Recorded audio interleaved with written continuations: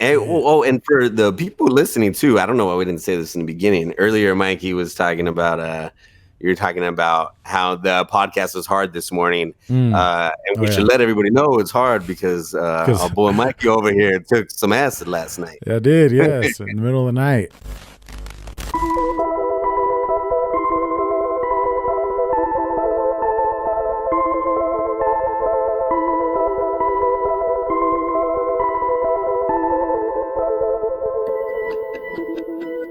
Hello, everybody. I'm Mikey.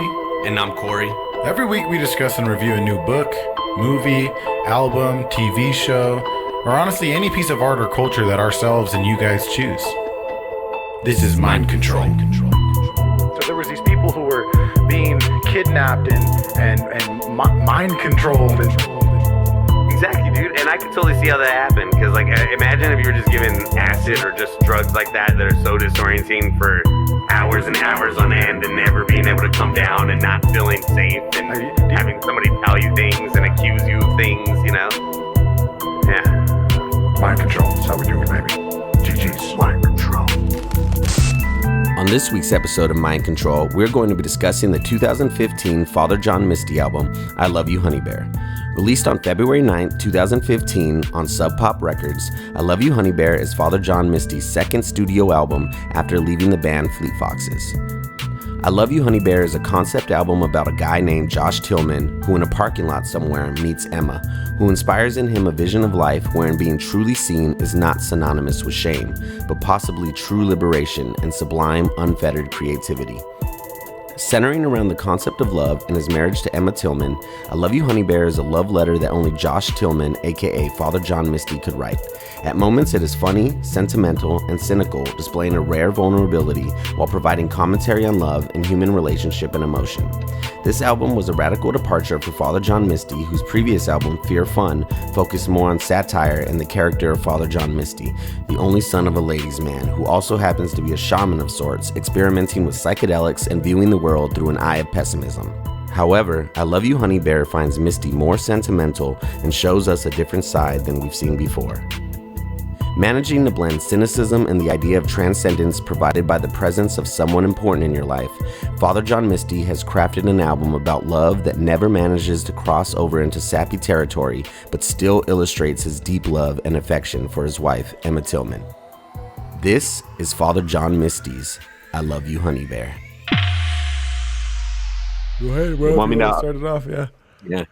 What's up, everybody? Welcome to Mind Control Podcast. This is Corey, aka the Un1verse, here with Mikey, aka Audible. What up? Aka Slap the Shaman. It's Audible484. Yeah, man. What's up, everybody? Today we're doing Father John Misty's I Love You, Honeybear, which is one of my favorite albums of all time, probably top 5. And I know we've already done pure comedy on here before, so we're familiar with Father John here on the podcast. And this was was it your first time listening to this album altogether for this podcast, or did you hear it around pure comedy time? Around pure comedy, I listened to it like from the beginning to the end, like one way through. But that was it. I wasn't. And that honestly, with this album, I feel like that's definitely not enough. I remember when I first heard I Love You, Honeybear, I like only heard it because I forgot where I read something about it, and I was like, "Oh, I never heard of this." I think I'd heard his name, and I was like, "Oh, that sounds like interesting." And the way people were talking about how good it was, I was like, "Oh, I'm gonna check it out." And I remember listening to it, and I was like, "Oh, this is cool." Like, all right. And then I kind of put it away for a long time, and then I started listening to it more with the lyrics. And then I remember I'd play it all the time, and Frankie would get pissed. She's like, "Dude, I don't want to hear this." She's like, "I don't even like it." And then one day I kept playing it. It kind of just clicked for her too, and she's like, "Oh my God, I'm so glad you didn't stop playing this." She's like, "Now I can't stop listening." And I was like, "Dude, that's the type of album it is." I feel like it maybe doesn't suck you in right away, but once you get into the lyrics and actually get into the sound of it all and get used to that sound, it's like just fucking amazing. Like it's honestly, I listen to this album at least probably once a month since I heard it for the first time, you know, or maybe not the whole thing, but at least a couple songs. Like when I get fucked up, I like to listen to it when it's just a good album, you know? Yeah, for sure. It was definitely one that grows on you. Like when I first heard it, it sounded like, for your first listen, for me, if it sounded like really romantic and like not involved, I don't know, just like super romantic and kind of like I don't know how to even explain that, but like Sentimental instrumental. Yeah, I guess you could say. or Yeah, like sentimental. sentimental. Yes, there you go. Yeah. Sentimental. Exactly like that. And for me personally, like I've never really connected with like love music too much. So like when I went into listening to this, I was expecting like a really, really love romantic kind of album because the first listen, it kind of sounds that way. But then as you get into the lyrics and you fucking listen more, it's like, oh, this is a very dark love he's expressing. It was interesting. No, yeah, no, definitely. And I can't even talk. Fucking no, definitely with the love. It's just the way he talks about it. It's just different because like and it is from first glance, or even I feel like somebody who's not gonna take the time to actually listen to it. Like if you hear that first song and you don't really listen to the verses and maybe only hear the "I love you, Honeybear," it could be very corny. But if you know him and like what he's saying, you know that it's obviously a joke. That they don't even call each other Honeybear. Like he's just using that because it's so fucking cliche and such a, because like he even said that in an interview. He's like, we don't call each other that. He's like, it's just like he was dealing. That's what he said. The biggest struggle was making this. He's like, I was just trying to deal with, because he was saying that he's like, I'm so good at writing all the time. He's like, I can put whatever I feel into emotion or whatever I can feel into words. He's like, but this was like a whole different emotion for me. He's like, it leaves you. Love isn't like what you hear on like an Ed Sheeran radio love song where It's like, oh, we're going to get married, blah, blah. It's like, nah, it's insecurity. It's paranoia. It's jealousy. It's all the bullshit that comes along. It's that fear of losing who you are because now you're taking on somebody else's perspective and somebody important in your life.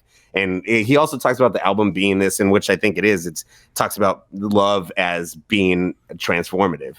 He said this in an interview too, and he said that at least when it was written at that stage of his life, he's like, that's most what I'm interested in my life is transformation and being able to constantly change. And he was saying that Emma and the love, and their marriage and everything is definitely like the ultimate transformation, because now you're not even just relying on yourself to change. Like you're changing with this person. Like you guys are changing each other actively and passively. And it's just like, and it could be such a fucking mess. And like he talks about the marriage too. It's like it's such a leap to be like, hey, we're going to go do this. And we're risking unhappiness. We're risking the idea of us breaking up and being lonely. We're risking us hating each other. We're putting so much on the line, all because we love somebody. And it's like we put so much, almost like it's like we're flirting with disaster by even dealing with love, It's like falling in love with a best friend or something. It's like you're flirting with disaster by even crossing that line, And it's like it's just such an interesting way to view it. And I think it's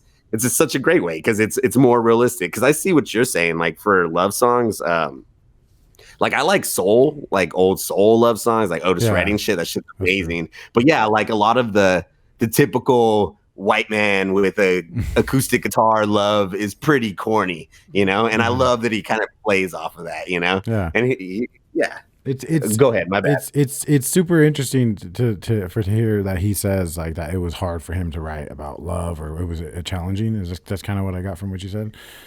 Yeah. So he said it was challenging more because like he felt it was so personal and some of the things came off as sentiment. And like, from like Father John, like pure comedy, I feel like he's very more satire, comedy, pessimism. And this is more, there's hopeful. Like this album is like more about hope. It's about love. It's, I think it's also like this kind of like holding hands into the fucking abyss, like until the end of the world kind of shit. That's really what it sounds like. I remember I don't know when I watched this interview, but he talked about no, it wasn't an interview. It was during that concert I sent you where he's like sitting in front of all those people in that like living room. Yeah. Somebody he's like, any questions, any comments, and like in between one of the songs, and somebody yells out like, "Why are you so mean, Josh?" And he you seen that? Mm-hmm. Yeah, and he said, what did he say? He said that he's not mean. I don't know exactly what my even point was, but he was just talking about how the mean parts of him have to be shown through the music, and it helps him be better in the long run. But yeah, I think he was saying, he's like, because then I can write it down and be like, oh, that guy's an asshole. Yeah, I don't want to be like that guy, even though it's him, writing it. Yeah. Like, yeah. Yeah, because that's what I read an interview too, where he was talking about how like he's like my whole life he's like I've been writing. He's like so that wasn't the problem with the album. He's like the writing was easy. He was like it was just me getting over myself to be like, hey, can I write a line like this and sing it on a song and it not come out as stupid and corny and sentimental? Because he said in the interview too that he thinks sentimentality would that be the word? Maybe Sentimentality. Well, either way, he was sentimentalism. saying. I guess. Yeah. He was saying that brutalizes emotion, that it really destroys emotion by being so sentimental all the time and putting it in words that it really takes away from emotion. So that's why he had problems. And then I think there's an interview. It might be that same one where he said that Emma is the one who told him, like, you got to stop being scared of being seen to be this way and just be that way. Because like, like you're writing at this because she gave an interview and said that originally when Honeybear was happening, that he would start out with these beautiful arrangements, words, but because, they were so sentimental, she said the songs would morph into these nasty, mean, like snarling records. And she was like, why are you doing that? Like, just let those sentimental moments shine. Like, it's okay. Like, it doesn't take away from you as a person. And he said that was like such a big realization. Like, okay, I can be real. And then he also said, though, that shortly after he started performing it, that he kind of stopped, didn't really like to perform it as much anymore because he said he felt awkward performing something so personal to all these people in the audience that was written to Emma. And then he said, as time went on too, he said also some of the feelings and emotions in those songs, he's like, those aren't there anymore. Because I don't know if you heard him. I know I'm talking a lot, but he was talking about the song Nothing Ever Good Happens at the Goddamn Drunken Crow. The one where he's I know basically for people who haven't heard it, basically the song, the first verse is about how he's like, he's this ladies' man and he goes to the bar and all these girls are all over him. But for him, he doesn't have time for them. He thinks they're all stupid because he's for Emma, And then the second verse is he's talking about, well, he's on tour and he says, actually have it written down. He says, he says, on the road again for months at a time. Doesn't take half that long for men about town to forget what's mine. Now my genius can't drink in silence. She's got to listen to your tired ass lines. And I like how he's like talking about Emma being at the bar while he's on tour, the same bar, and how he's freaking out because he's on tour and he's thinking, oh my God, all these dudes are trying to hit on my girl. And like, I love this song, one of my favorites. And I love like the idea back and forth. And I like how he calls her his genius, like my genius can't drink in silence. But in an interview, he actually says he hates the guy who wrote this song. He's like, I wrote that song. He said when he was in a state, like kind of in distress. And he's like, I hate that guy. Cause like from my perspective, when I first heard it, I was like, oh man, he just loves her so much.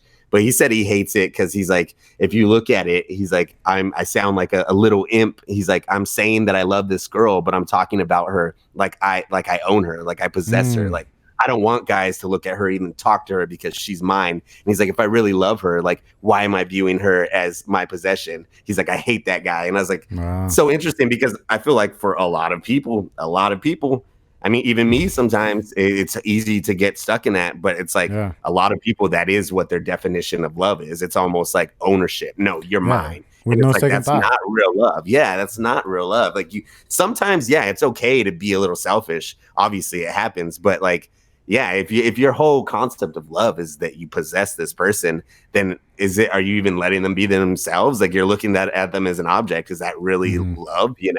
Like it's like, I don't know. But I like how he talks about that. Yeah. Another question that I feel like this album asks is like, what is even love? Exactly. Like what the fuck is love? Yeah.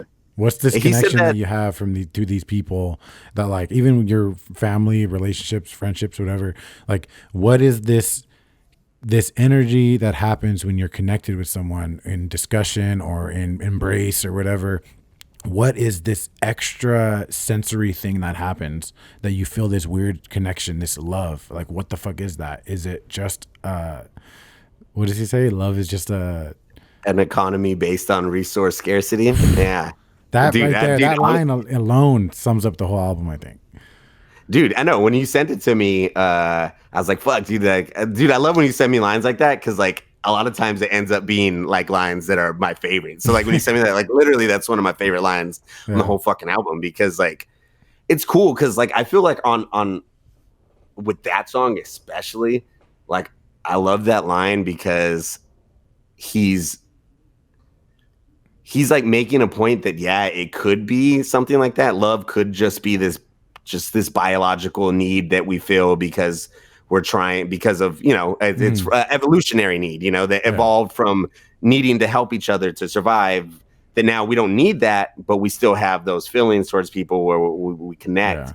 But I love though how he says that even if that is the case and it is an evolutionary thing, that he loves this girl so much that he's having a hard time to see how does that even have anything to do with me. And I love how it follows after the first two verses where he says, life is brief and no one ever really knows you, or no one ever really knows you, and life is brief. But what does that have to do with this black hole in me? And because I feel like the first two verses are more, they end on depressing notes. Like, like all this shit is like the whole world's fucked up, and like I have this black hole in me and there's nothing I can do about it, and none of this makes it any better knowing that everything's fucked up. But on the last verse, he kind of flips it, and it's like, okay, instead of it being a bad thing, I don't see what that has to do with me feeling bad. Now it's like, well, I don't see what the way that we can put down love or think negatively of love, I don't see what that has to do with me and you, because me and you are separate from everything else, And also kind of reminds me of 20 Years or so on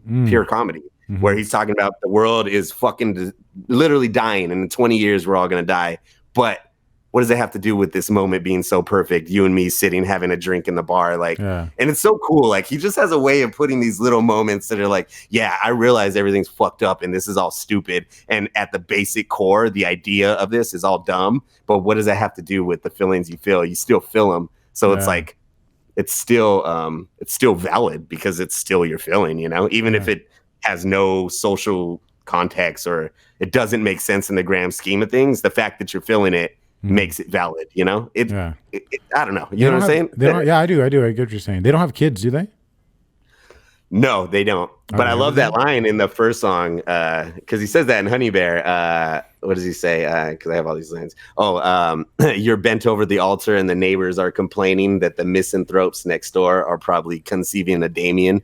And I love how he talks about, like, they're so misanthropic. Yeah, dude, I know. Like, and like they're going to their kid's going to be the devil because they have such a bad outlook on life.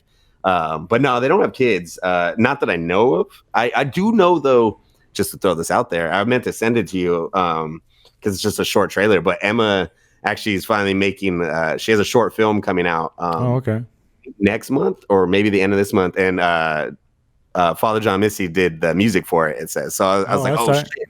That means we were going to get a couple new songs soon. Yeah. We should have. I wanted to bring up 2S and 2R as well, and like maybe talk about them, but I didn't even get a chance because I couldn't. Still, they're fucking amazing songs, but I couldn't really break them down.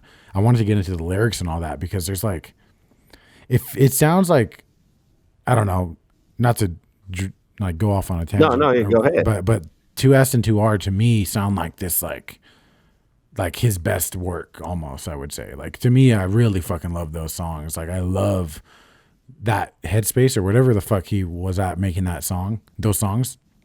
And it just makes basically what I'm trying to say is that it's exciting to me to see what he might have going forward, like something new.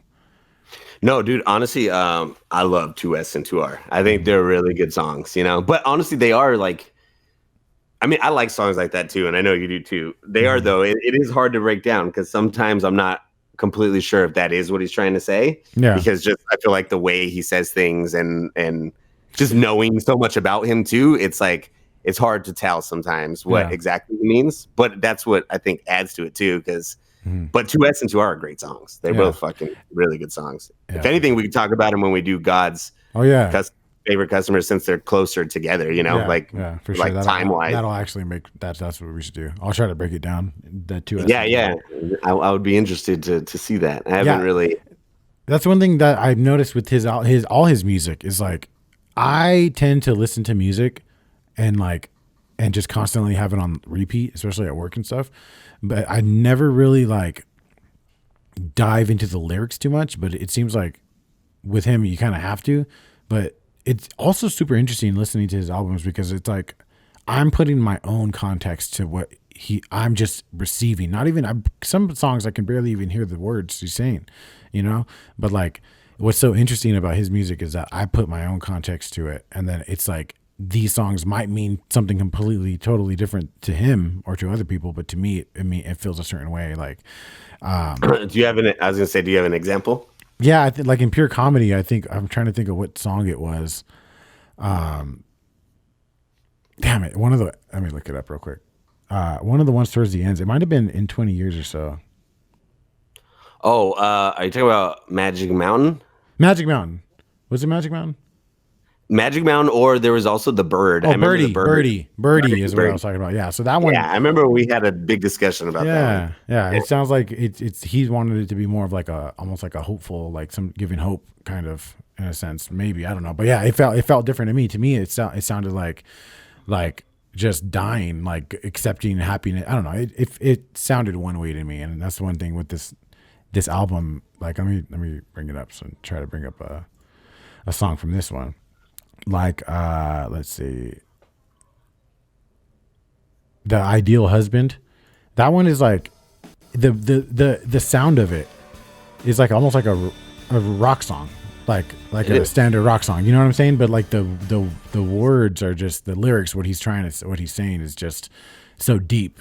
You know what I'm saying? Honestly, I think that's like his like most like hype song, I feel like that I've ever heard, because even when he does that shit live, well, you've seen him. I think he did it when you saw him for Pure Comedy, because he normally does do that song. Like, he does that shit crazy where he's gyrating with the mic and shit, and it's just so dope. It was super interesting watching a few of his performances too, because he's like he goes in. He kind of reminded me of Tom York, like the way he like dances and like gets into the music. Exactly, dude. He does. He has like a Tom York thing, and then like I don't know if you know Nick Cave. He has kind of like a Nick Cave thing too. Yeah. Oh yeah, you seen Nick Cave with us when he had that choir. Yeah. Mm-hmm. Yeah, it kind of reminds me of that. Like, honestly though, more Nick Cave just because of the way they dress, and kind of maybe because their height and how skinny they are, and like the way they carry themselves on stage. They kind of remind me of each other. Mm-hmm. And then Nick Cave also is very like, his music's very poetic, and he writes poem books too. But his is like dark poetry, which I guess is kind of like Father John too, Yeah, he's just more funny about it. Yeah, exactly. But dude, speaking on The Ideal Husband, dude, honestly, like, I love that song, dude. And like, he talked about in an interview that there was 2 songs on this album that were kind of already planned out before Emma.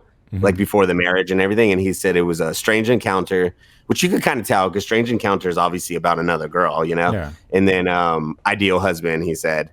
And he said Ideal Husband is actually sometimes hard for him to get through because of some of the things, He said that it was just like a tough time, and he remembers those moments. And dude, like, I swear, dude, that line, and I mean, obviously not literally, because I've never done that exactly, but I came by at 7 in the morning and said, baby, I'm finally succumbing. And like, just the way with the instrumental in the background and how he sings it, and it comes at the end, like, it just, honestly, every time I hear it, it fucking gives me that vibe of, you haven't slept, you've been up all night doing drugs, and maybe you did something really stupid, like you fucked up, like like you stood at the strip club too long, you know what I mean? You fucked up, and you come home and you feel just like shit. And because you feel so shitty, instead of like even realizing, man, I've been an asshole and done shitty things, and maybe I should just not be a piece of shit, like the tendency is, oh my God, I love you so much, forgive me, I'm so sorry. Like, and it's like that feeling, but it's also that gross feeling because you haven't slept, you're still coming down, and it's like you just feel like, I don't know, the song just gives me 6 in the morning, I fucked up, terrible vibes, but I love it too, and I love just the telling people jokes to shut them up, resenting people that I love, and just everything he says, and like bought things to win over siblings, and just like, he's just fucking, it's just, oh man, didn't call when grandma died, like, it's just so like, it's just such shitty things that I feel like I do, or like, a lot of people do, yeah, but Yeah, I feel you on that. That's definitely something like maybe I should listen to that song right now. Oh, dude, you'll probably love it. Yeah, I probably And, will. Fucking crazy. but is what was I gonna say? Oh, are we going to talk about the plagiarism of Honeybear? What do you mean? Smelly Cat. Oh shit. Dude, oh yeah, you know what? You should let the listeners know. I totally forgot about that, bro. Let them know, bro. Let 'em So know. yeah, if you guys listen to Honeybear, it sounds very much like Smelly Cat. If you watch this TV show Friends, and what's so fucking funny, dude? I don't know if I told you this last night or we were on the phone, but Monica, like the first time I put Honeybear on earlier or last night, I told Monica like I want to listen to the album on the way home from dinner or whatever. So I played Honeybear, and instantly, dude, the second that he started singing Honeybear, she's like Smelly Cat. She made that connection instantly Yeah. the first time she heard it, and I did not at all. I don't know if I told you, but the reason that I even thought about Smelly Cat and how it sounds like fucking Honeybear is because a YouTube comment. I was watching the video, and in the comments, one of the most liked comments was just Smelly Cat. But yeah. Really? Yeah, That's how I dude. got It's so funny. Like when you said that last night, like I never even, I never even would have connected the two. And then I was like, oh, dude, I could definitely hear it. Yeah, You know, it's so funny. man, Phoebe could have wrote that song, bro. Dude. I love you, Honey Bear. Though is such a good way to start it out. You know, and I like I like how he brings up the like genes too, like what happens in your family also affects your love life. At the end, he says, I brought my mother's depression, and you've got your father's scorn and a wayward aunt's schizophrenia, you know. And like I like how it's like showing how like their families also affect the way they're loving each other and the way they feel each other. And it's like, because he talked about his interview, like everybody, like you said earlier, everybody's conception and everybody's idea of love, if you really ask them, they're probably all, maybe they have similarities, but pretty different, you know. Yeah. Some, you know, especially people who've actually been in love, you know. Yeah. Everybody's idea of it is different. And I just like the idea too, like, you know, it's not only different the way you view it, it's different because of your upbringing, your family, or whatever, you know. He looks at That all everything. goes into it. It seems like he looks at everything from like a really like he looks at everything as just human beings, like in like human nature, almost like a unbiased look at certain situations, just looking at humans as like animals or creatures. And it's like interesting to see him talk about like being in such deep love, and also talking about how like what the fuck is love, and but at the same time, like I don't give a fuck, I love her, I'm just happy to feel this in this moment, and like not to, and there's a lot of questions that you can ask, but like I don't know, man, this album made me fucking really second guess myself as far as like how affectionate I am and how much more I probably could be or should be. Like, it's weird, bro. I used to be really good with like romantic type of shit. Like back in the day when I was like 9th grade, like I used to get Monica all these fucking things, and I was like super like cheesy. And then something happened and I started doing drugs or whatever the fuck, where I just totally like don't have that in me anymore. I have no romantic side of me at all. So it was like, obviously because it's Valentine's Day and the album, it just kind of got me like more like thinking about, you know, I do love Monica so much. Like she's like my best friend, like by far. She, you know, whatever. But like, it shouldn't, and that shouldn't be so anxiety ridden. Like it should be a good thing, you know. And it's like I should also be open to expressing that and being happy about it and showing that to her. So this album is kind of made me second guess myself as a husband and a lover. I would say though, I mean, like commenting on that. Also though, I feel like it makes sense though too. You know, I mean, you've been married for a while. You've That's also true.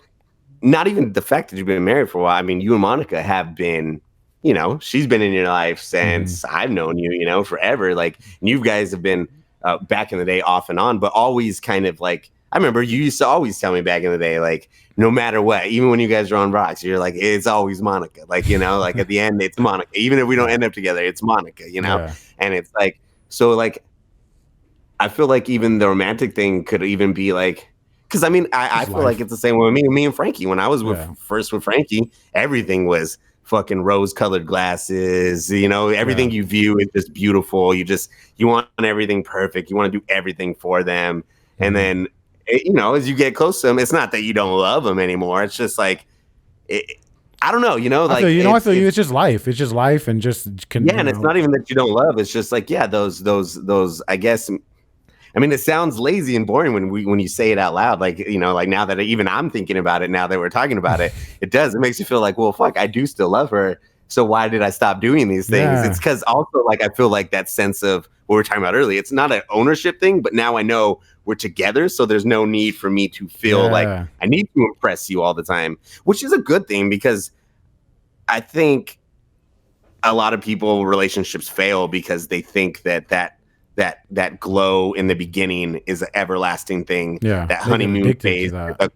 It's a constant honeymoon, and then the second it doesn't work out that way, let's call it quits. Let's fuck this. This is too much. When really, like, real love is fucking ugly, and it's hard, and it's nasty, and it causes both people to sometimes hurt their own selves or put their pride to the side or do things that they would have never normally done if they were single and had nobody in their life like that. Yeah. And that's why this album, I feel like, makes it so amazing. It's just like, shit is fucking messy, you know? Yeah. And like, he talked about it in an interview. Like, he's like, I'd rather be honest and talk about these things. And because in one of the songs in Bored in the USA, I think it is. Now I've got a lifetime to consider all the ways I grow more disappointed to you as my beauty warps and fades. And then after he says, and I suspect that you feel the same. And I like talking about that, you know, like, because that is like a common thing with everybody with love, with anything. Honestly, you grow familiar with something, and maybe it's not that the love fades, but the beauty and the novelty of it fades because now you're used to it. Yeah. And then I think I feel like it's a double-edged sword, though. You know, you're fucked if you think that it's gonna be this honeymoon all the time, but you're also fucked if you think, okay, I don't need to try anymore at all because now it's done. It's like you got to find that medium in the middle, and it's hard. That's what I think this album did. This album like kind of like allows you to be like it finds the romance in the novelty wearing off, I guess you could say. It finds the romance and the fucking shine to, you know, to something that isn't shiny. It's like he's found something about the connection between him and his wife, and even through all the dark bullshit that he knows is there, it's still something to grab onto. So it's like he gives us permission to like feel that in a sense, which is weird. Yeah. I feel like he does. Like he on one hand can go through all the reasons why it's stupid, but then the last line of it will, like you said, it gives you permission. Like, yeah, it's all stupid, but like I said, like we were saying earlier with holy shit, yeah, it might be stupid, but if you feel it, you fucking feel it. Like, you give yourself permission to feel that. It's like what Emma told him with the songs. Give yourself permission to be that way. Yeah. It's okay to be that way sometimes. Because part of the thing I know when I read his interview, that at least what I got from it was he was saying that he doesn't like the sentimentality because, like, you could sit there and tell somebody, oh, I love you, I'm going to love you forever. He's like, but that's bullshit. And everybody knows that's a lie. Maybe you'll love them forever, but it's not going to be the same type of love. Like, it's better to be honest with both. It's better for both of you to be honest with yourselves that, hey, there's a chance that this is going to fade away, and we should both realize that. But we can enjoy our time still, and maybe it won't, you know, maybe we can make the best of it. Maybe we can work it out. But like, it's better to be honest about it from the beginning than to go into rose-colored glasses and think the whole fucking world's perfect now because I found her, when it's like, it's perfect right now. But once you have her, you're going to get a whole new set of problems, you know, or have him, whatever, girl, guy, whatever it is, you know. But it's just like, love is just fucking messy, dude. And like, most other animals don't deal with it. Other animals just, they fuck, they take care of their kids together. But there's no, I mean, for the most part, there's no like love, like human love, you know. We put up with bullshit. So it's like, we're the only ones who really go through this. And it's such a fucking messy process. Yeah, there's so many things that we kind of make up with to ourselves because we're self-aware and we have consciousness. Like, we make up love and we make up, you know, mysteries and myths and religions, and there's like so many different things that come out of the consciousness aspect. Like when you compare us to animals, and now, you know, it's just like so many other things arise after just being self-aware. And I think that sometimes it can get like, it can get, is futile the word? I guess it can get like very saddening when you get too deep into that, I guess. When you get too deep into understanding that it's like this could all just be bullshit. This is literally could be a biological trick we're playing on ourselves. When you start thinking into that, it gets negative. But there's something about it that he does where he's just kind of like is able to describe these things with just a tiny bit of humor and just enough of a distance away to where it's like consumable for people. And no, it's exactly like you just said, like you think about these things like love and shit, and you start to get really deep into it and think about how no other animals feel it, and like maybe it's unnatural, and maybe it's even a little like too messy and dumb. And then, like you said, but he has a way of managing to fix that with saying something like that by saying, but what I fail to see is what's that got to do with us? Like, who gives a fuck? Like, who gives a fuck? Like, don't get so deep into things. Sometimes you just got to enjoy shit, you know? Yeah. And, but I love what he says right before that too, which is almost like an attack on love, is where he says, love is just an institution based on human frailty, which is also a fucking bar right there, you know? Like, so true, dude. Like, cause you know, like, I feel like when at least for me, it happens with like when I'm on a good one and I feel really confident and I feel like I'm on a roll doing something that, and I feel like I'm good at it. You get that feeling where it's like, fuck, bro, like I don't need, not towards like Frankie or anybody in general, just in general, you get that feeling like, fuck, I don't need anybody. I'm the shit. Yeah. But then when you feel that, what if I'm not the shit? That insecurity, it's like that human frailty. You do like, I do it, and not intentionally, but I'll lean on Frankie, or, you know, it's like not even lean on, but it's, I honestly, like, it's like I'm asking for reassurance, and it's kind of dumb. Why do I need it? It's like I'm doing it just because I'm feeling insecure, you know? And like it does seem like love.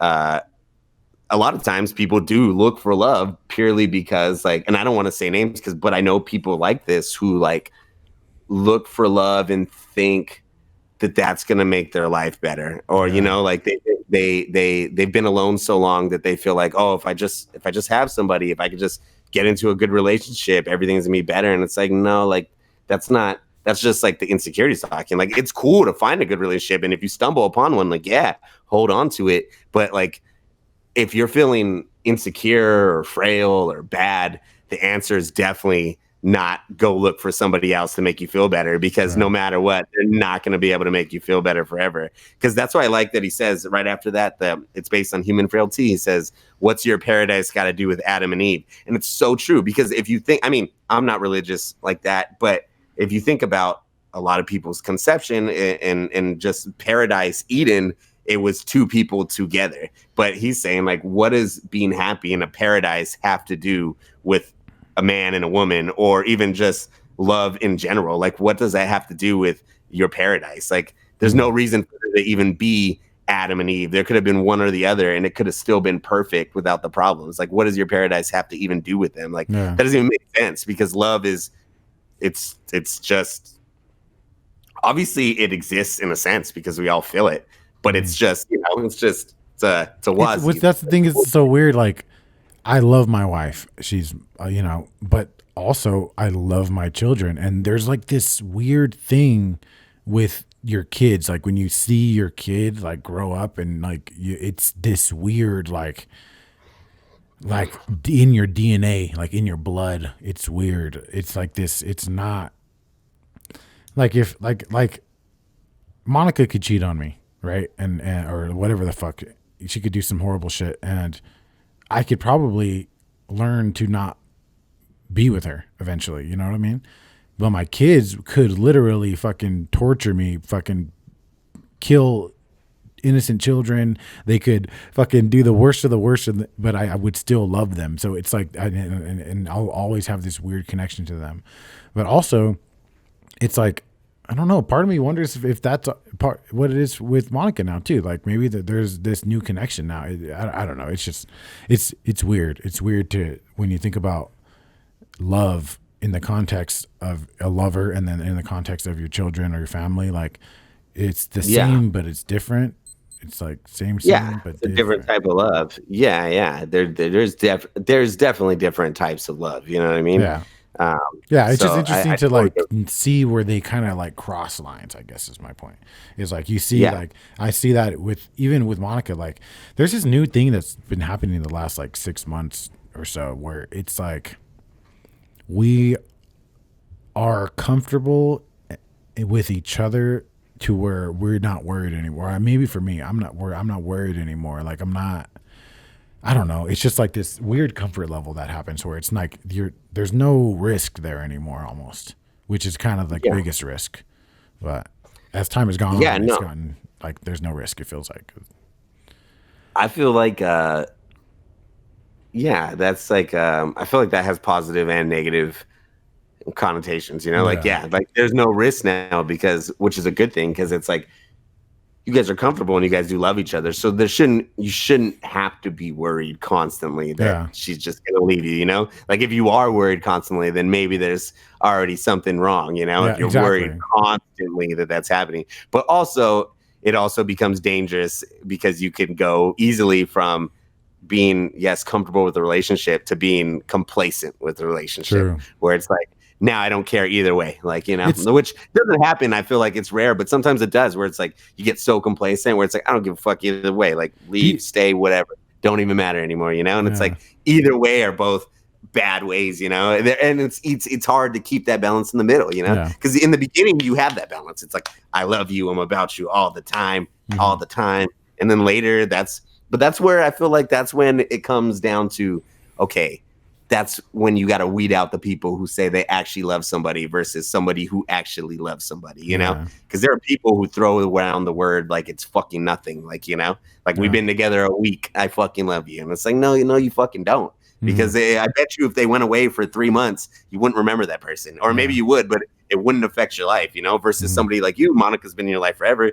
Even if you were able to eventually get over it, which I think you would, because in my opinion, besides when it comes to kids, because I know that is like for a lot of people devastating, destroys people's lives. Besides that, like I feel like with human love, like with between adults, that's the problem. Is most people have this conception that if you leave me, I will not. I'm gonna just be destroyed.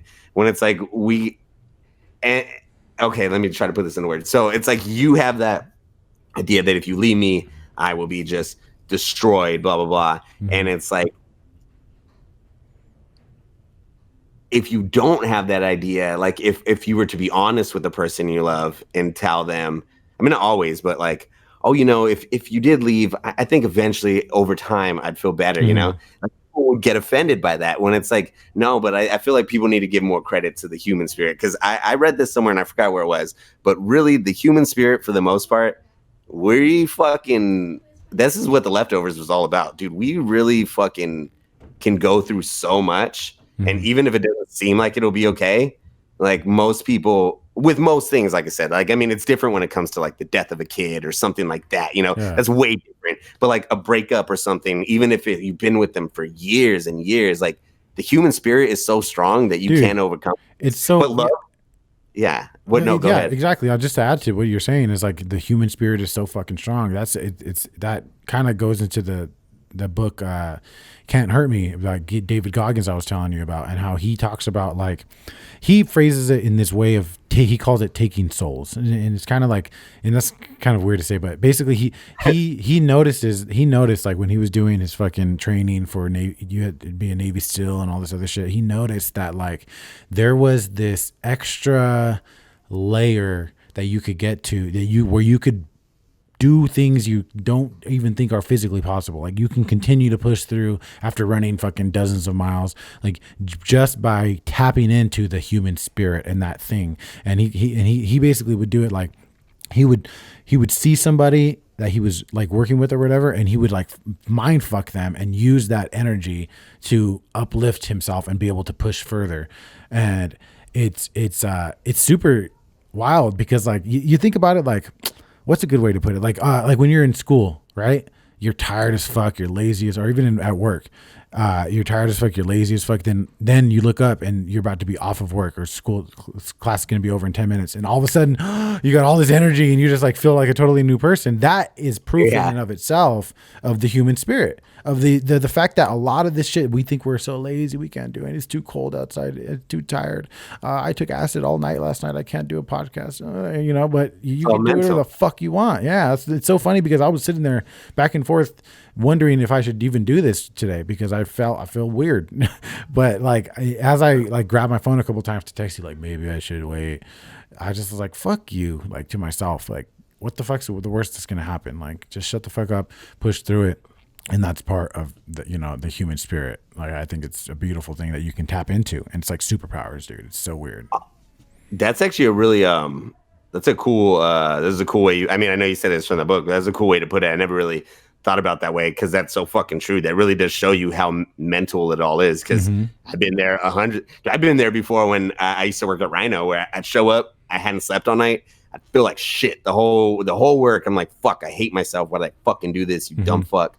And then literally 10 minutes before I'm off, I'm like, you know what? I'm gonna get a beer. Go home and smoke a joint. I'm gonna get some pizza. I'm gonna watch a movie. I'm gonna stay awake. Even though the whole time at work, I'm like, right when I get home, I'm hitting the set. I'm going to bed. I need to rest. Then you get off, and all of a sudden, because now you don't have this thing that seems dreadful for you, now you're out of it. So it's like you get this burst of energy. And you're right. That really does show you how fucking so much of this is all just fucking mental blocks. It's not anything that you can't do it. It's just that you're refusing to push yourself hard enough to do it, And I mean, honestly, dude, I feel like that has a lot to do with our culture, though. Like, you're raised from birth thinking, some people aren't, but you hear a lot that it takes hard work.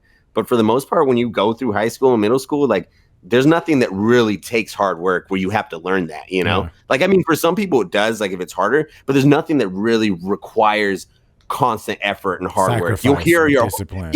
And you'll hear your whole life in school, like, when you get out, you need to work hard, but nobody ever teaches you how to work hard. You hear it so much. Like, that's a mental thing. Yeah, exactly. You hear these things. You got to work hard. You got to be disciplined. You hear these for years and years and years, but you never feel them. It's like you can hear words, you can hear advice forever and ever and ever, but it's very rare. It's like I learned lessons years ago that will come into my mind now, and I'm like, oh, I get it now. You know what I'm saying? Like, it's weird. It's this weird extra connection that you get when you feel words and understand. Yeah, exactly. And I like what you were saying too earlier about the fucking how the podcast today. Like, you were like, oh man, like, I don't want to do it. Like, because you feel kind of fucked up, and it's like, dude, like I've been dealing with that a lot, like, especially the last like three weeks maybe, like because like I'm pretty sure you've noticed that, like, at least for me, like, the last 2 or 3 weeks I've been I feel like much more focused on this than I have any other thing we've done in a long time, and it's like, honestly, like, it's been like, honestly, part of it, I told you how I've been working out too, like 5 days a week. It's like been part of that, dude. Like, it's been me now just telling myself every fucking day, like, I don't give a fuck how shitty you feel. Even if you only work on it for 30 minutes, you fucking do something, though. You fucking do something, because if you do nothing, it's just going to be a regret. Like, if you even do a little bit, even if it's not anything perfect, then tomorrow, you know what? You could build up on that little bit and do a little more than you did today. Yeah. But as long as you fucking do something, like, because, like, for me, dude, we talked about it. That was the problem. It's like, I go out and I fucking party on the weekends, and then I feel so shitty about myself or so tired that I just tell myself, oh, I need today to rest. I can do it tomorrow. When it's like the last 2 weeks, though. In the last 2 weeks, dude, I actually did go out one of the nights, and I was pretty fucked up the next day. But you know what? I fucking woke up and I was like, you know what? I'm going to fucking just write the intro to the podcast. I'm going to play guitar, and I'm going to just try to go on a walk. And if I get those done, and you know what? By the time I did all those 3 things, after that, I wanted to do more shit, because then I felt better. I was like, I got out of that funk, and I was like, okay, you know what? Now that I've done these, maybe I could go back and do a little more on the podcast, because it's like just getting that ball fucking rolling every day is the hardest part. Like you said, I think you said the dude said the hardest part is putting on those fucking shoes. Yeah. But once you get the shoes on, it's like, fuck it, let's get it. Once you start getting it, even if it starts out hard, after you get it, you're ready for more, because now it's like, okay, I did this. I could do a little more. I could do this. Like, I feel like for you too, you did the podcast. When you get off, you probably won't go to sleep. You'll probably like, oh, you know what? I'm going to do this. Or, I'm already go hang feeling out with better. girls. Yeah, exactly. Yeah. It's you know, wild. you can go do something. Dude, you got to read that book. I'm telling you that. I will. Yeah, it can't hurt Oh, me. look at it. Yeah. I just got this, bro. I haven't started yet, but. Oh, I love it. Yeah, I got it. I haven't started it yet. But you'll love it, dude. You'll love it. It's a good one. Yeah. I'm reading his second book right now. Everything. Oh, I saw you post it. Yeah. I think you told me something about it too on the last podcast. Oh yeah. The thinking mind and the feeling brain, or the feeling brain and the thinking brain. But yeah, he's dope. He just did this podcast with Jordan Peterson. And I love Jordan Peterson. And I love fucking Mark Manson. So to watch them talk was super interesting. And I don't know either. Besides this, the little bit that I know about this book, I don't really know much about Jordan Peterson. But I know you brought him up. You would love him too, dude. You just start watching. Once you watch one of his interviews or something, seeing him talk, you'll get lost in all his shit. Because he started. He's obviously like a PhD or whatever. Where the fuck he is, whatever, doctor or fucking whatever. But he fucking He started making. He blew up on YouTube. He started putting his lectures on YouTube, and then he kind of slowly blew up and had a bunch of shit. But yeah, getting off topic. No. It's always on topic. And, and for the people listening too, I don't know why we didn't say this in the beginning. Earlier, Mikey was talking about you're talking about how the podcast was hard this morning. And we should let everybody know it's hard because our boy Mikey over here took some acid last night. I did, yes, in the middle of the night. And it was very weird. But it was, that's a good transition because it was so weird because when we do these podcasts, we listen to the albums over and over and over. And it's like, sometimes the albums will get stuck in my head, and to have this album stuck in my head as I was like half sleeping, half tripping, was like this weird imagery, dude. Like these floral paintings that I was like, it was like as if I was inside the album cover for a lot of the trip. Yeah, it was wild. It was wild. Did you? Not to interrupt, but did you, while you were on the acid, did you get a chance to actually listen to the album the whole way through or no? Probably. I don't know. Sure. Probably. I like that answer. Probably. I listened to it this morning. I'll still kind of okay. But yeah. Oh, dude, honestly, sometimes that's even better when you're like after the initial trip when you're coming down. It sounds better because sometimes I feel like when you're like in that crazy state, sometimes it, like, at least for me, like I start to hear so many different instruments that I can't even focus on the song because it's like, oh my god, there's so much going on right now. Yep, it was fucking weird. There is a lot of I love that too about this album. To just talk about that, I guess, is as much as I do love obviously the lyrics, that's like my favorite part. A lot of the instrumentation, like I think I told you last night that on Chateau Lobby number 4? Yep. Yeah, Chateau Lobby number 4. That in the background there's that mariachi band that comes in like halfway through. Yeah, and he said that they added that because I guess so. Emma gave an interview too, and she said that she had told him because she was saying that he would show her the songs sometimes, and they were asking her like, do you ever tell him, like, do you ever critique it? And she's like, well, I love him, so she's like, because I love him, I have to be honest. So she's like, if I don't like it, I'll tell him I don't like it.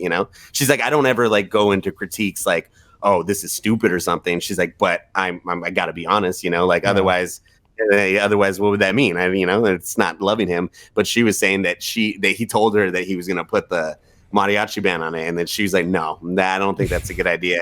But then she said he came back and showed it to her, and she's like, oh my god, like it just works so well. And he said he did that because he's like, it's the sound of LA. He's like, you go to LA. Like brunch. Yeah, he's like, that's the sound of, and he was just saying that was the soundtrack to like their love. He's like, we were all running around all of LA, and he's like, that's just what you hear in the air when you're in LA. And I was like, yeah, it does kind of give me that feel, of just being in downtown, just like, and then also probably because it's at the Chateau Marmont, which we also know, based on earlier podcasts, Dude, True Affection as well is I really fucking like that song. Like when I first heard it, I was like, wait, what the fuck is this? It was like, it's almost like an EDM kind of track. Like it's a banger, dude. I love True Affection. Yeah, so I'm glad you brought that up because that was actually what I was going to talk about too. True Affection, because that is what it is. It's actually his only on this album. It's the only one the only electronic song. Hmm. And I think in most of his discography, it's one of the only ones, and that's what it's about. He actually said he wrote it while he was on tour. Let's see. And the whole song is Yeah. just basically about like, oh, go ahead. My bad.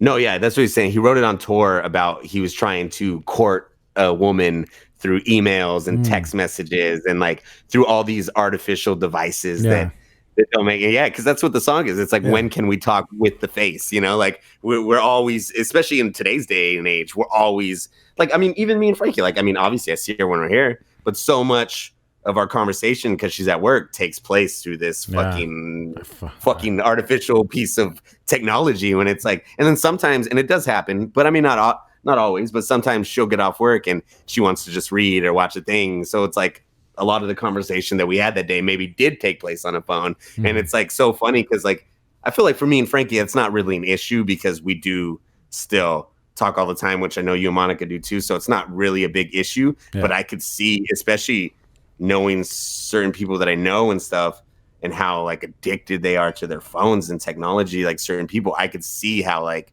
this is probably just because, like, I mean, for you and me, like if Monica left you or Frankie left me, bro, I don't know how to even approach the dating scene as it seems like it is today, you know? Yeah. Because dude, it seems like we come from the want to smoke days. We come from the do you smoke? Yeah.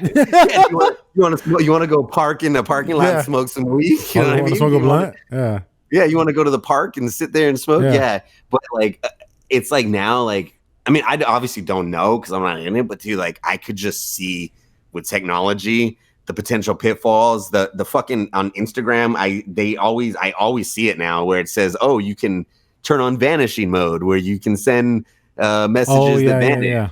And then there's like Tinder and all this. And it's like, it's honestly like there's so much of this that it's like I could see if you were in the dating scene, besides the normal insecurities that already come because of love in general, because of loving somebody, all these, it must fucking pile up even more because you're thinking, oh, what app does she have on her phone? Does she have Tinder? Does she have vanishing mode on? You know what I mean? Like if I was newly dating somebody and like they're very into Instagram or very into that, like that would be a concern. And I feel like all this technology, although it does facilitate communication that wouldn't normally happen before it existed, it also brings a whole set of new problems and issues and into a relationship. Like, how many fucking people do you know that fucking get in huge fights over fucking Facebook or Instagram, you know? Like in the fucking Frank Ocean album, he has that little skit about with that French guy's talking about how because he didn't add her on Facebook, he's like, I live with you, like what the fuck, like you're gonna break up with me just because I didn't accept your request, like it's so fucking stupid and it's just digital, like and I love it. So it's definitely, you know, makes sense that this would be the only EDM track on the album, and because it's talking about, and he calls it true affection when it's like completely the opposite, you know. What's so interesting, it makes me think about Mila, because dude, it's been really hard on me and her, or just us all, because of her schooling and because she's home all the fucking time and she doesn't have no connections with nobody else. So it's like I see her, like I'll check on my fucking security cameras when I'm at work and she's just like droned off into her laptop, and it's like she does her schoolwork and for the most part like she kind of enjoys that, but then after that she doesn't have anything to do. So it's like I want to tell her to go play with your toys, go read a book, but it's like that one, I'm saying go read a book and go play with your toys as I'm fucking on my computer, as I'm on my phone. So it's almost like and then also it sucks because like I see her truly happy when she's just sitting there droned off in her videos sometimes. And she'll like laugh out loud and smile. And it looks like she's actually having fun. But there's just something in me that's just like, man, this is not right. Like this is not going to end well. And it sucks. It's scary, but. Yeah. I mean, and it sucks too, because like now because of everything and like the pandemic type shit, like, because I feel like even before this happened, this is like been kind of more of a common problem with a lot of kids, is that, you know, they'd rather be in the technology than go do something. But it's like, and it sucks because like for the longest time you could be like, oh no, like go outside for a little bit. And now, like, I mean, even though, like, because we're not all scared about it like that, and we don't give a fuck. But it's like, but I mean, for the most part, like, luckily Paul is older, so he does have friends that he's already talked to. But I could totally see it, dude. Like, I remember I was telling Frankie the other day. I remember when I went to Ramona, like, for the first fucking like 6 months, I had no friends, and it sucked. And and I was still going to school though, being around kids. Like, I was thinking about the people who, or like Mila, who's too young to maybe have developed close friendships yet. It's like to not have any friends, and then now you're thrown into a situation where even if you wanted to open up, there's really no way to open up besides through a digital device. And it's like, that fucking sucks. Like, because I used to fucking hate it, and I at least was still around people even if I didn't talk to them. But then again, sometimes part of me thinks about it, like, if you're lonely like that, maybe it's easier to not see that other people are friends. But I don't know. Like, I think it goes both ways. But I see what you're saying, dude. Like, it's a depressing time to be a kid, dude. Like, totally I think about the same thing with Paul too. I mean, like I said, luckily he's older, so he does have like friends that he calls and already talks to.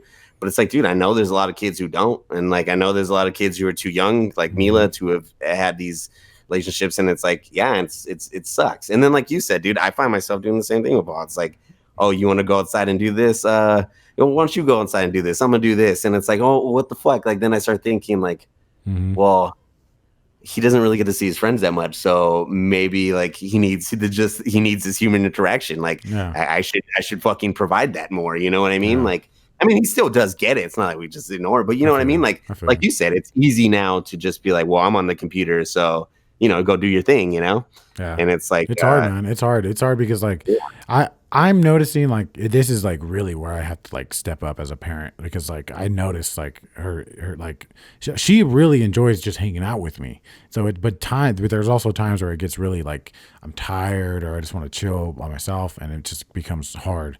But exactly, bro. I mean, it happens. It's a human. I feel like it's a human thing. My mom used to get that way with me too. Sometimes, it's like especially when like, like it just happens. Frankie gets that way with Paul sometimes too. It's like, oh, I don't want you hanging on me all the time, 24/7. Like, I love that you're here, and but all the time, and it's like, but at the same time, like, how can you blame them now? There's literally no other outlet. There's nothing else for them to do. Yeah, and Zoom's not the same. Even for me, dude, when I get on Zoom meetings, it's so, like, even look at you and me. Like, obviously this works out really well, but sometimes when we talk over each other, it gets so confusing. Like, a class full of kids, you're not going to be able to have a fucking friendship meaningful. You just meet somebody on a Zoom, that's, I mean, I don't know. But and it's sad because I see it in the other kids that are in her class too. Like they like the way they talk and the way that they're just like and just like every day they have to say their good thing, right? And it's like, what's your good thing that today? And Mila is always like, in 2 days my dad is off of work, and it's like every day is just this like meaningless thing she said. It's just, I don't know, whatever. But yeah, it's rough, but she just needs some true affection. No, dude. I know, I agree. It's rough, and honestly, as somebody who literally, like, I do the Zoom with my class all the time, and like, I'm a fucking adult, dude, and like, I sit there the same way, like, almost like a zombie, just staring at the screen. And I always think about that with these kids. Like, unless you're in high school, older, and like, you probably have some sense of like, you're already doing things anyways, like talking to people, like, it's fucking hard, because like, even for me, I'm like, fuck, dude, this shit is boring as fuck, and like, I'm a grown ass adult who's getting paid to do this, like, and I'm still bored as fuck, and like almost like a zombie. Like, it's just I feel like we're gonna feel the effects same of all shit this every day. We're gonna feel all the effects of this in like 10 years and see how for sure, dude. We'll see how like these kids, and they all end up graduating, how they end up, because this is like a big fucking, it was a big time in your life, and especially like, I feel bad for like you said, like Mila and stuff, like, because like those are the ones, like, when you're that age, like, you do need the most interaction with the other kids. Like, it does help, and that's hard. Like, for Victoria, she's luckily a little older now, where like Paul, where it's like, they still do need that, but they also can manage to get it here and there, versus Mila. It's like, if you guys don't provide it, she's not going to be able to get it anywhere else, because, she probably doesn't have fucking a bunch of contacts, like, where she just text all day, and like Mila or Paul, like, they can text their friends or call their friends or something, It's so wild. Like, I think about it, like, sometimes I look at my cat and I'm just like, your entire fucking life is just this house. And it's like, maybe it's a bad comparison, but like, I think about Mila too. It's like, oh, she doesn't go to work. She doesn't have all these goals and dreams. It's her life too, bro. You know, She like, just, I think about that. Like, they're just like, I don't know. They don't have the smoking weed to look forward to, or these little breaks. And it's just like, I don't know. It's just like, it's weird to think about. But I feel like, though, at least from my very stunted and fucked up memory of it, because my memory is terrible. I remember, though, when you're a kid, though, like, everything seems interesting, though, you know? That's like, true. I remember, dude, like even the commercials on TV, you'd see them play with the toys in the jungle, and it'd be like, oh, shit, like, that's the coolest thing I've ever fucking seen, you know? Like, you're just filled with a sense of wonder, which I always think about, too. It's very similar to the way we were talking about love earlier, is that when you first love someone, it's all beautiful. But then you get used to it, and well, maybe you still love each other. Obviously, it's some of that beauty fades, and you see things you don't like, and whatever, even if it lasts. And I feel like it's very similar, like being a child into adult. You start as a child, and it's all sense of wonder because it's all new, it's all brand new, it's beautiful, maybe scary and frightening, But then you grow up, and unless you continually put yourself in new situations, it can very easily go from something that's scary and fun and exciting and new to something that's boring and monotonous and day after day.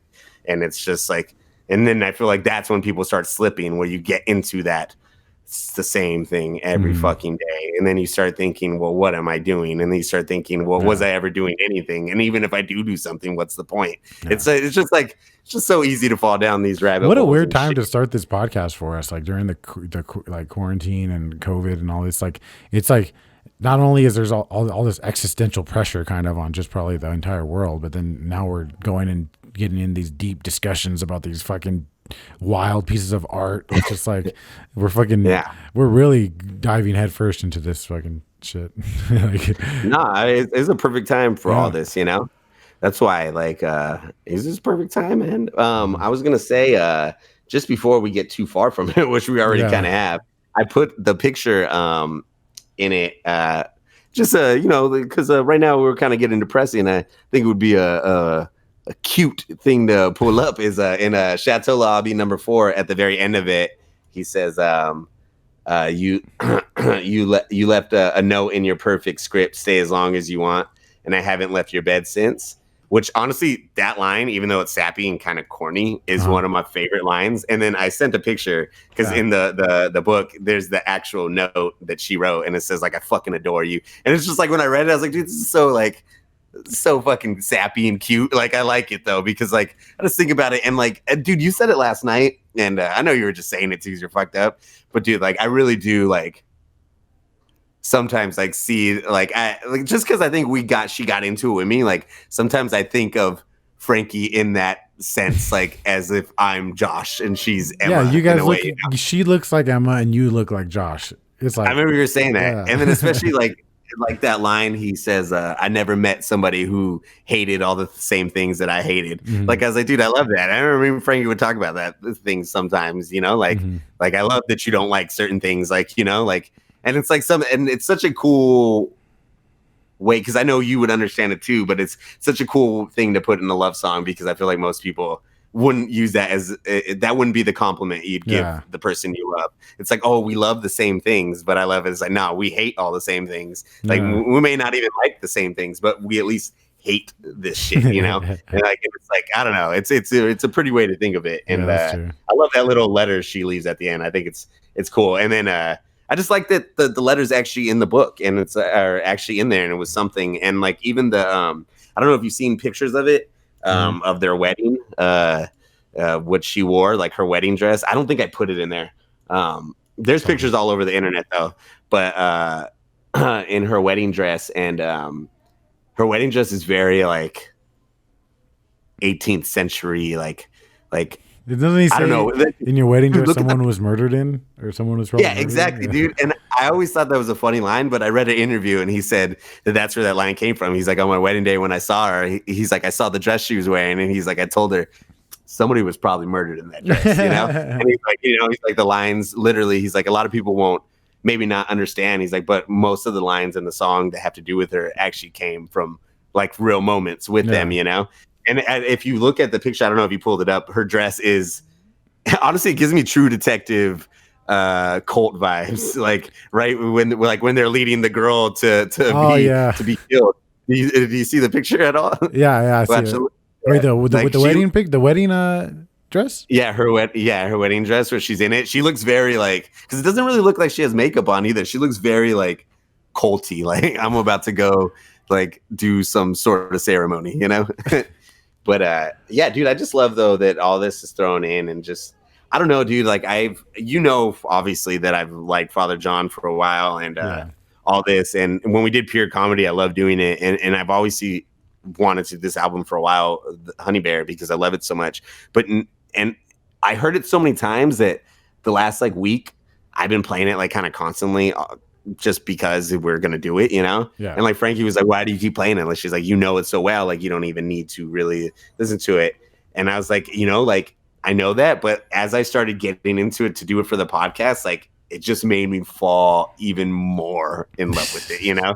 Like even though I knew all the lines that I liked already, now I guess reading all the interviews because I didn't do that. Like now reading all the interviews that came out around the time and just listening to him talk more in general is just like kind of furthered my fondness of him and this whole Father John Misty project. I just think it's, because obviously on some level it's a sort of character, especially when you watch him talk, you know, because I know there's no way he's like that. I mean, he's probably very thought-provoking all the time, but I know there's no way he's just so dry, you know, especially with the audience. Like I love when the dude sneezes in the video and he's like, God damn it. And he gives him the look and he's like, nah, bless you. But like, dude, watch that, dude, that's exactly how he was, dude. When I think I told you when we saw him the first time, these people got in a big ass fucking fight, like during Chateau Lobby or something, like the most random song to fucking get in a fist fight, big ass fight where they actually like, it was and the venue was small. So Father John actually stopped the music so the fight would stop.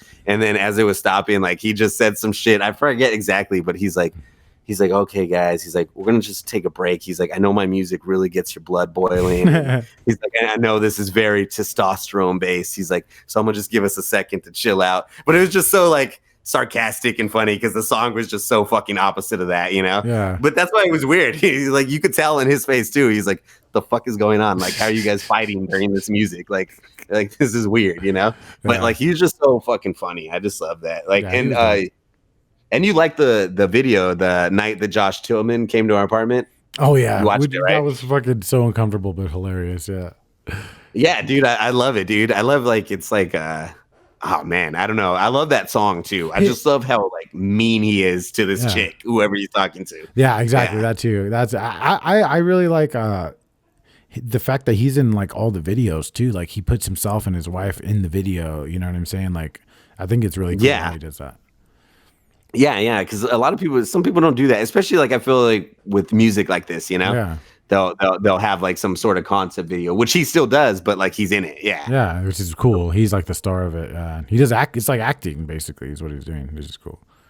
Exactly. And I love the line in that song when the night Josh Tillman came to our apartment is and now every insufferable combo features her patiently explaining the cosmos of which she is in the middle. Like it's so fucking funny, and at the same time so rude and so biting, and like it makes me think of people that you met where they really do think the whole fucking world revolves around them, and it becomes like almost disgusting. Like shut the fuck up. Like no, it doesn't. Like get over yourself. Like not everything is about you. You know. I mean, I feel like I'm guilty of doing that too. You know. Yeah. I feel you. Exactly. I feel you. Do you think that the night Josh Tillman came to our apartment is kind of like Bloody Roses? It's like his, especially how it ends. What does he say at the end? I never. When I just. I obliged later on when you begged me to choke you. Yeah, that it ends like that. It's totally Bloody Roses, dude. It is, but I never saw that, bro. You're right. That's funny. And then I'm trying to think that if there's any like other song I really wanted to. I like everything on this album. Yeah, like, Holy Shit is amazing. I went to the store one day. Bored in the USA. I don't know. I really like those. I like those. Yeah, I honestly think the last three finishers. I mean, I love the whole album. But yeah, Bored in the USA, holy shit. And then I went to the store one day, are just like, what a crazy fucking ending to such an amazing album, you know? Yeah. And Bored in the USA is a pretty great song. I actually read an interview though where he said that he feels like when he wrote it, he's like, it's a little too late for this song to even be out at the time that it was written. He said because it's like we're already so far into this. He was saying that it's kind of too late to even make a song like this because we're already fucking full on into the problems that I'm talking about, you know? Which is true, you know? And dude, I love though when he says it because it's so sarcastic and obviously supposed to be a joke and making fun of it, is when he says, "Save me, white Jesus." Like, I love that. And then he says, "Save me, President Jesus." Yeah. Like, I just love it. I'm like, dude, it's so like, he's just fucking he's just funny too, you know? He's got a good sense of humor. I think that kind of helps with him being able to tackle these huge topics, is that level of humor to it. Because if he didn't, it wouldn't be the same. It definitely wouldn't be the same. Exactly. He's almost like he's like Rustin Cole with some humor. You know what I mean? He's like Rustin Cole, because honestly, when we were doing this and I was going through the album, just because we had just done True Detective, like reading a lot of his interviews and then thinking back to pure comedy, I was like, oh man, there's so many similarities between Rustin's point of view and the way Father John Misty's point of view is. And I almost see similarities in the character too. I mean, big differences too, because like I said, like Father John Misty has his comedy, but it's like very similar in their viewpoints about how it's just all pointless and that human beings are just pieces of shit. But at the same time, not deciding to kill yourself, deciding I'm still going to live every day. You know what I mean? It's just like amazing. And then, I mean, honestly, if there's nothing else to be said about another song, I'd really like to talk about I Went to the Store One Day, because even though it's the last song, it's probably my favorite song now.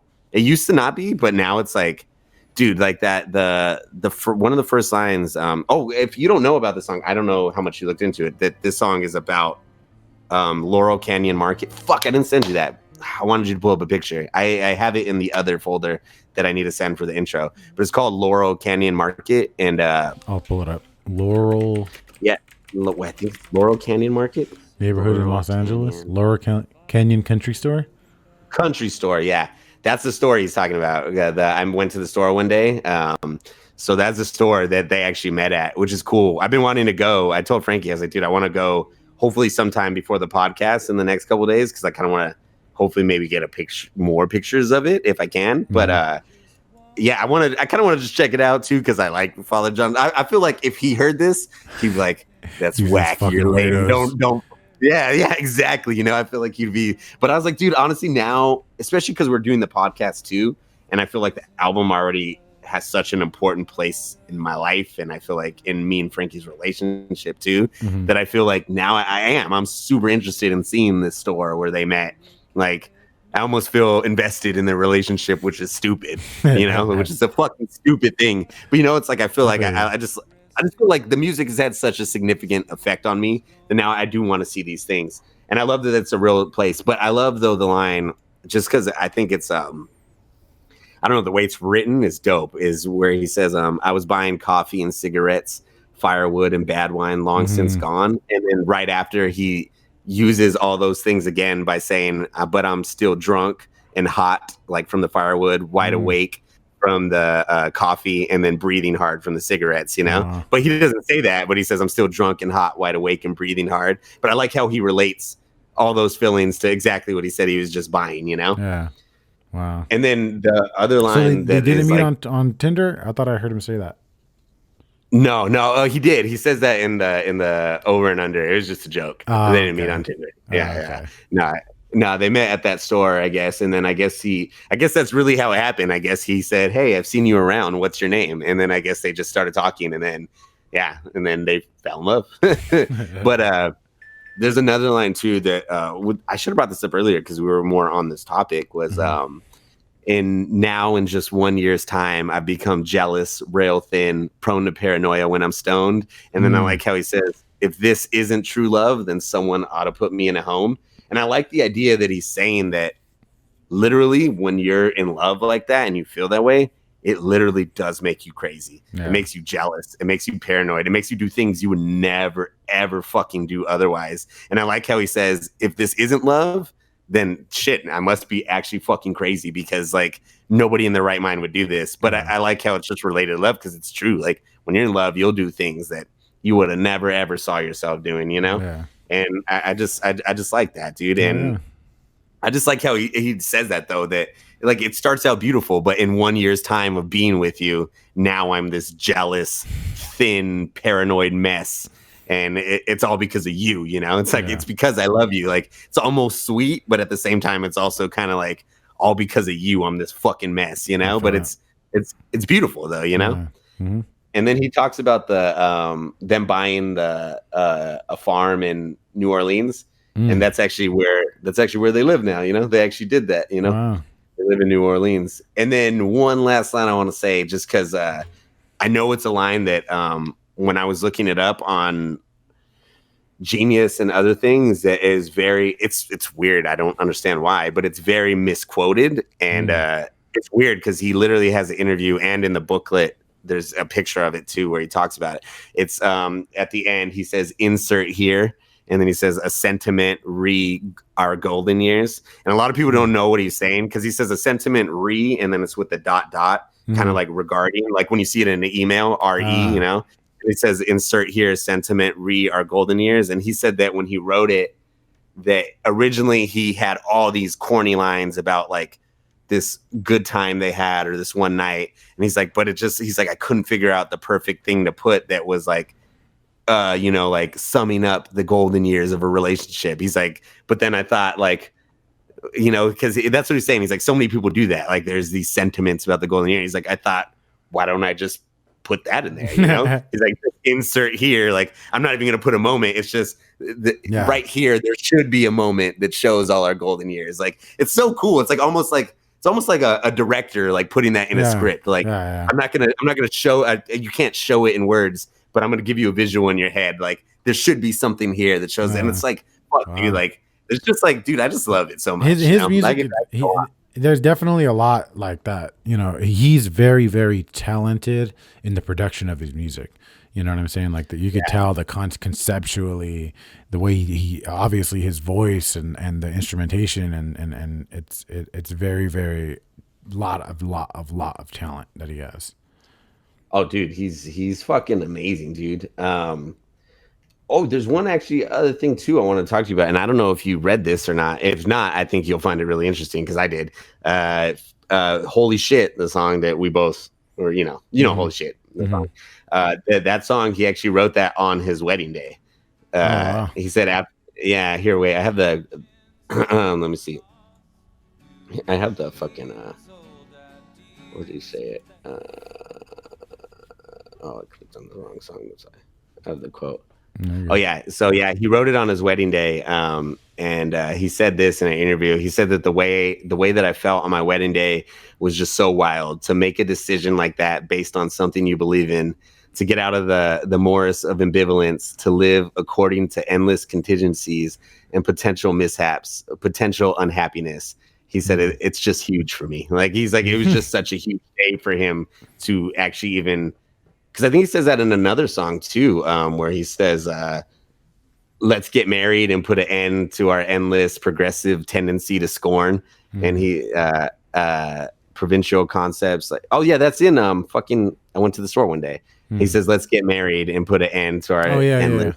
Yeah. And I like how he says too, like, I've never felt that way before with anyone. Like, you know, like that's an idea that never crossed his mind. Like he's always been so anti-marriage that now he loves this girl so much that it's like, hey, maybe the life that I thought was the life that I should live, never getting married, maybe that is stupid. Maybe maybe that's stupid, or maybe we should just get married and stop hating on all these things that we hate so much and just do it because we love each other, you know? Because like they both seem like the type of person that is very not religious and probably anti-marriage, you know, but like they got married because they love each other. And I think if that doesn't just show you like what love can make someone do, like, you know, especially someone like him, he seems like the type of person, I mean, I don't know, that would be against marriage and would be so stubborn that like, I don't give a fuck how much you want it. I'm not going to do it because I think it's a stupid idea. And I feel like that's why I love that he talks about that in the song.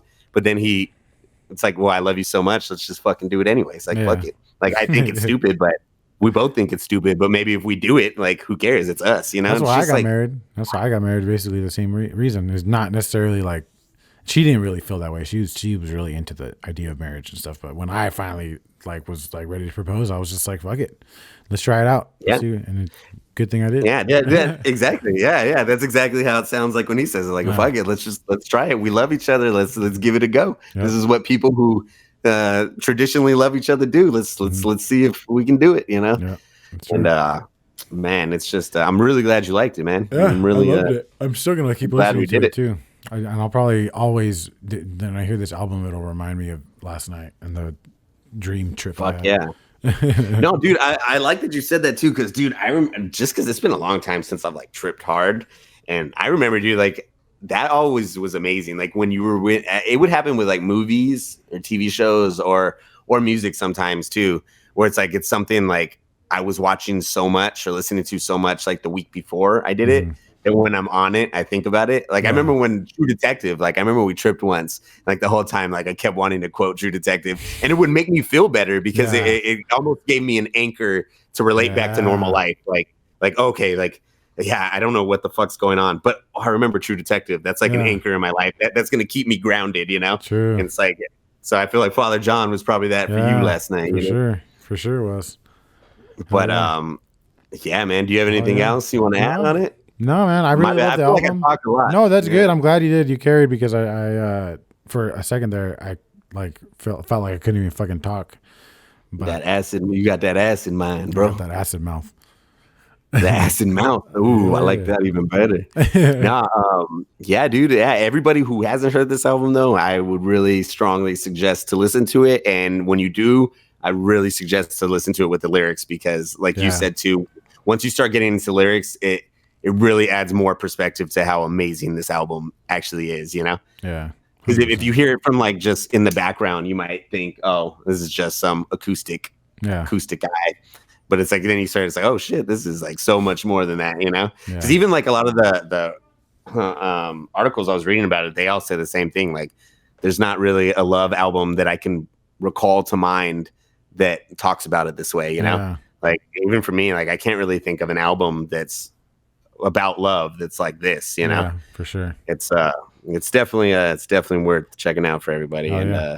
Take some acid the night before too. Absolutely. Audible484.com. Get yourself some Mind Control merch as well. Ooh, yes. And also go follow the Mind Control podcast. Go follow the Instagram at Mind Control Podcast. Yes, sir. We're gonna be posting some pictures on there and shit. Yeah. Yes, sir. GG's, senor.